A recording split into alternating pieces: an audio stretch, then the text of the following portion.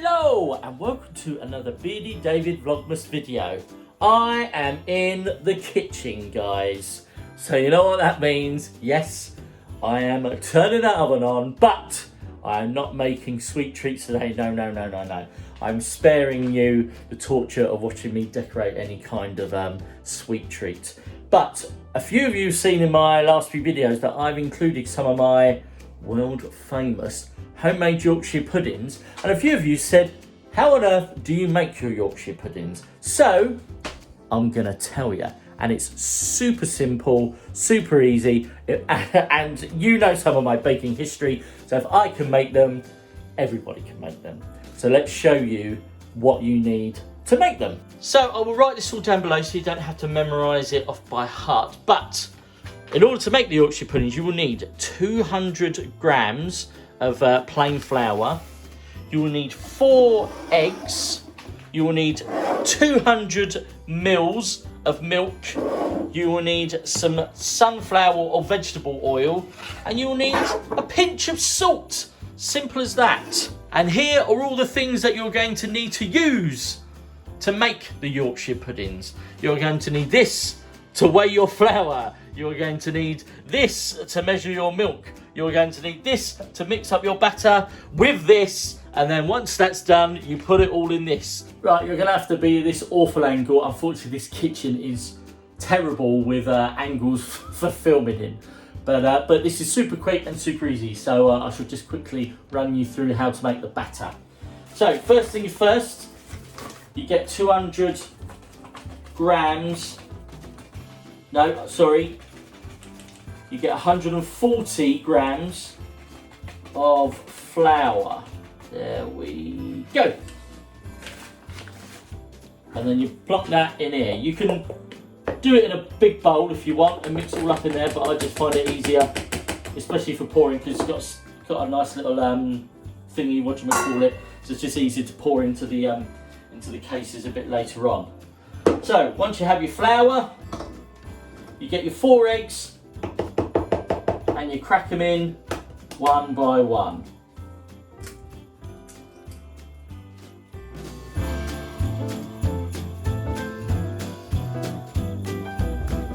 Right, cool, and that's that done. So once you crack them all in, get your mixer and just beat that all together.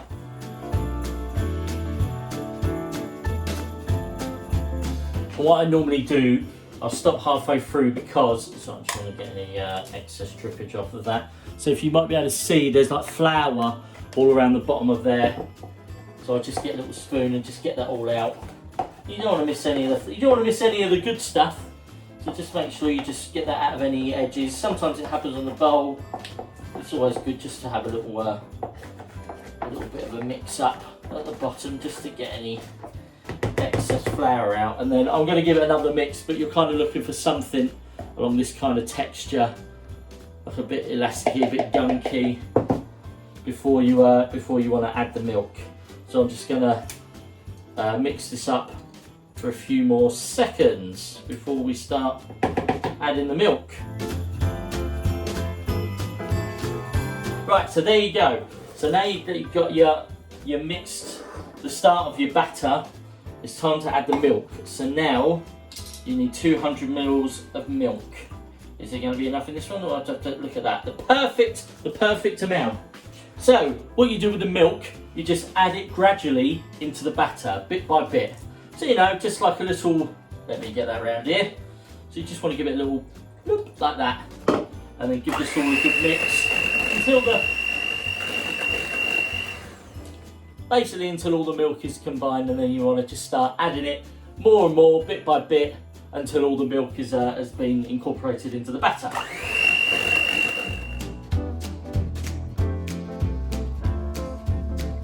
And sometimes it might be worth, if you see around the edge that quite a lot of batter's built up, just get like a little spatula or whatever and just smush it back down inside. Can't hurt, can it?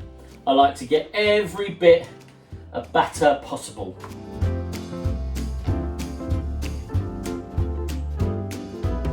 So then, once you've incorporated it all, look, it's just like It's just like a runny liquid, so don't be panicked if you and think, oh my god, that's far too runny.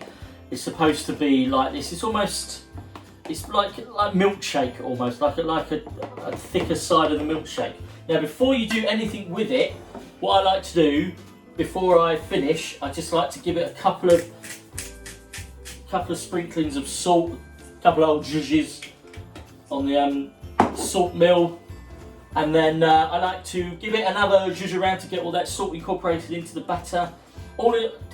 In total, I probably do mix the batter for longer than it needs to be. I reckon between maybe 2.5 to 3 minutes, like in total. I like to give it a really good mix up.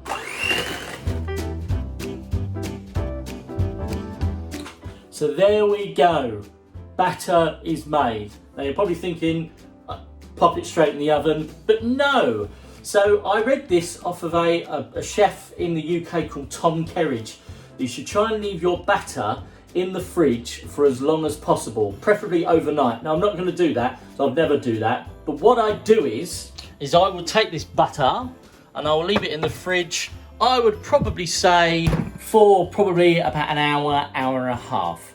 And then, so what I will do, I've got to make another batch of batter because I'm ended up making like 12 in total for Christmas Day next week. So I'm just going to crack on and make another batch of batter. You've already seen me make one, you don't need to see me make another. And then I'll come back when it's time to put them in the oven, and then I'll walk you through the next steps. But hopefully you're fine with it in a minute. It should be nice and easy. As I said, if I can do it, you can do it. I will see you back here in a little while. Now you're probably thinking, as I do, which is, why do you put it in the fridge and leave it for like hours, potentially overnight? The truth of the matter is, I don't really know. Tom Kerridge said to do it. I think Tom Kerridge is awesome, so I listened to him, and it always seems to work out well for me. I think maybe it's probably something to do with putting like the cold batter into a really hot, and it's going to have to be really hot, as you'll see later, into like the hot pockets to cook them in. Maybe I think that helps react and makes them rise more. I think that sounds quite scientific-y and plausible to me. So I've given the batter plenty of time to get nice and cool now. So now it's time to get ready to put it in the oven. So first you need to turn your oven to well high. So I'm going to go up to about 230, about 230 degrees Celsius. I'm not quite sure what that is for you guys, for people with fans and gas ovens, but I'm sure it's probably quite easy to find out. So I'm just going to let that oven heat up for like 5-10 minutes, and then I'll come back and show you what to do next. So we are ready to start with the Yorkshire puddings.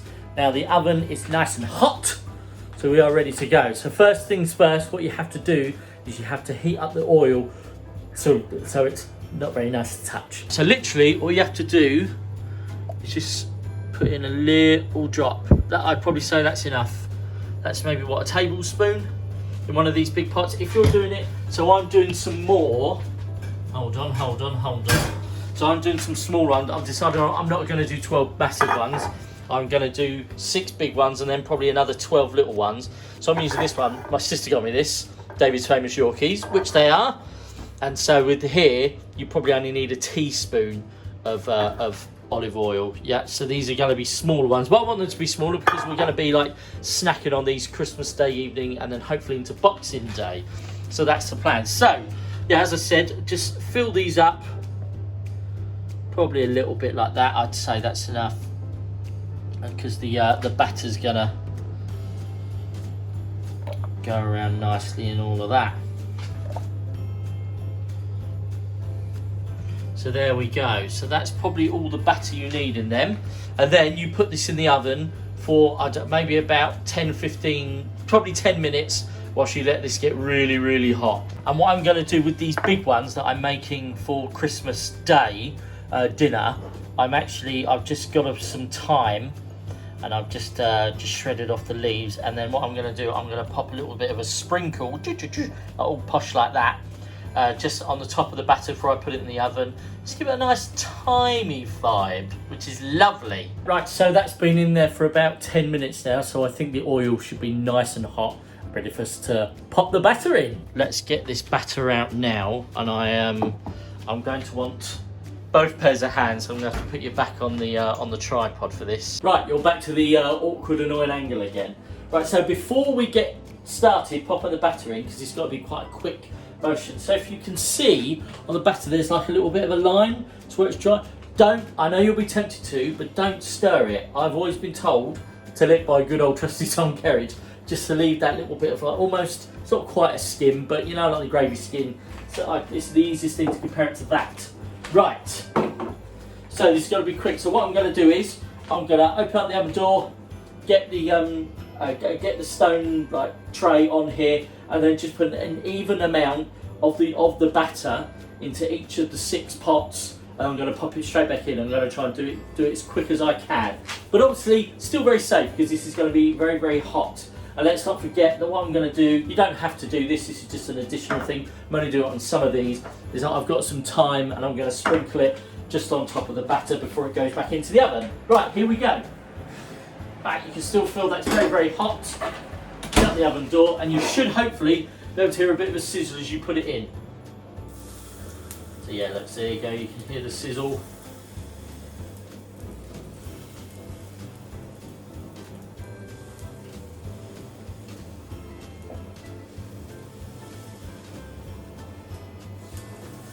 One might actually end up being a little bit smaller, I think.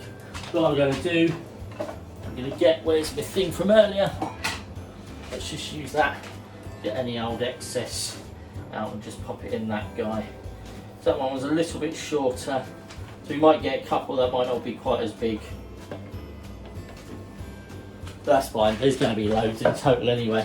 So then you get your thyme. I'm literally just sprinkling a little bit on top each.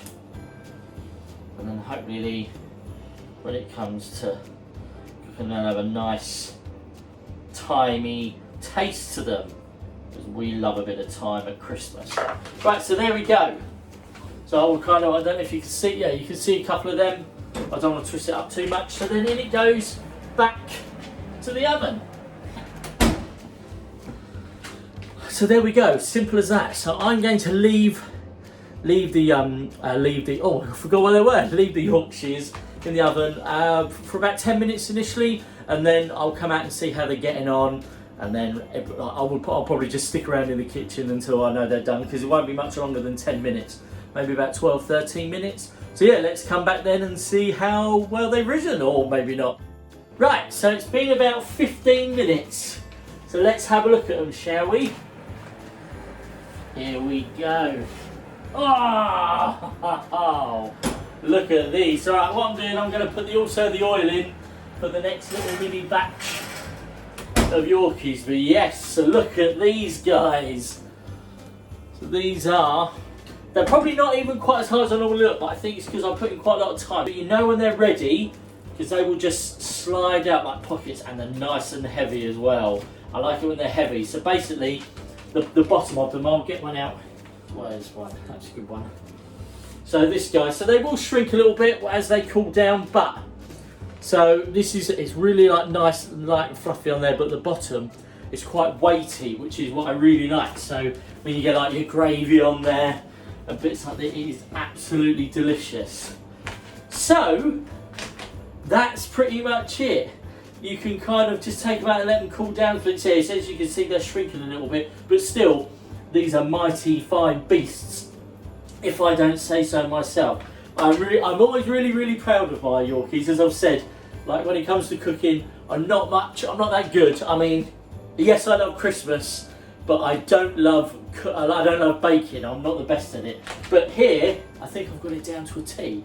I really like the way my Yorkies turn out. So nice brown and crispy, and then just nice, got a bit of good bit of weight to them as well. So yeah, this is the main ones. I will just pop back before I say goodbye. I will cook these ones and I'll let you know what the little ones look like. Let's take a look at these little guys. Whoa! These look super cool.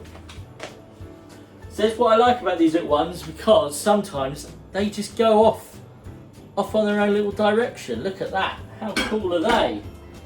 So what I'm going to do, I'm going to let these cool down for a couple of minutes, and I'm going to take them out, put them on that on this wire rack, and I'm going to do another one. But I don't think you need to see any more. I'm really proud of all them. Look, these are really light. That's what you get with the smaller ones.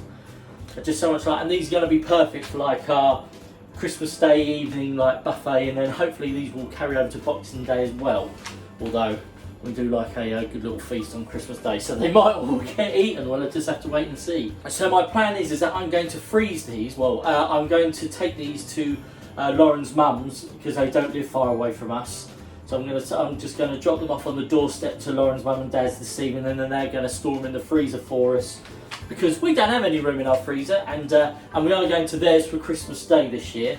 So we're pairing up with them as our little Christmas bubble, which we're very much excited for. So yeah, so that's cool that she's going to look after them, and then we shall enjoy them all on Christmas Day, maybe Boxing Day. If they're not, then I'm planning on making some more for on Boxing Day.